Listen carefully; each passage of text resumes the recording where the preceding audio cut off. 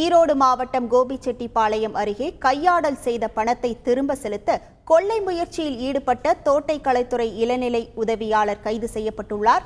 விவரங்களோடு இணைகிறார் செய்தியாளர் துரைசாமி. வணக்கம் துரைசாமி, எப்பொழுது கைது செய்யப்பட்டார்? மேலும் கைது செய்யப்பட்டவர் மீது என்னென்ன வழக்குகளின் கீழ் வழக்கு பதிவு செய்யப்பட்டுள்ளது? வணக்கம். ஈரோடு மாவட்டம் கோபிச்செட்டிப்பாளையம் கேத்தம்பாளையம் கிராமத்தை சேர்ந்தவர் நடராஜ். ஆயுள் காப்பீட்டு நிறுவன முகவரான இவர் வேலை செய்து வருகிறார். இவருக்கு காஞ்சனா என்ற மனைவியும் ஸ்ரீதர் சுகந்த் என்ற இரு மகன்கள் உள்ளனர். வழக்கம் போல இரவு வேலை முடித்துவிட்டு கதையை பூட்டிவிட்டு அனைவரும் தூங்க சென்றுள்ளனர். ஆளுக்கு ஒரு அறையில் தூங்கிய போது காஞ்சனா கட்டிலில் தூங்கிக் கொண்டிருந்தார்.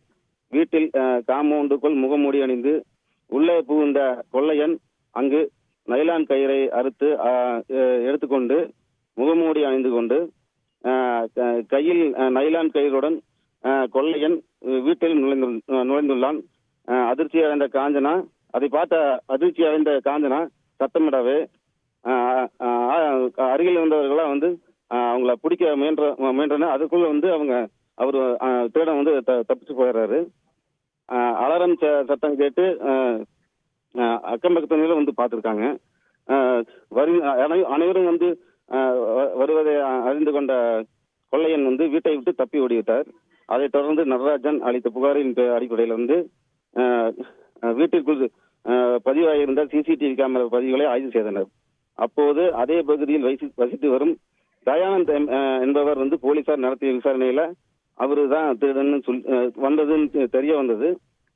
அவரை கோபியில் உள்ள நீதிமன்றத்தில் ஆஜர்படுத்தி சிறையில் அடைத்தனர்.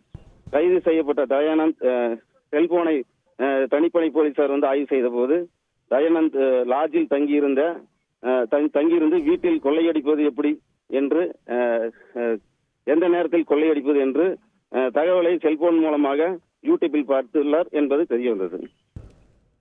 உங்கள் முழு விவரங்களுக்கு நன்றி துரைசாமி. செய்திகளை உடனுக்குடன் தெரிந்து கொள்ள உடனே சப்ஸ்கிரைப் பண்ணுங்க.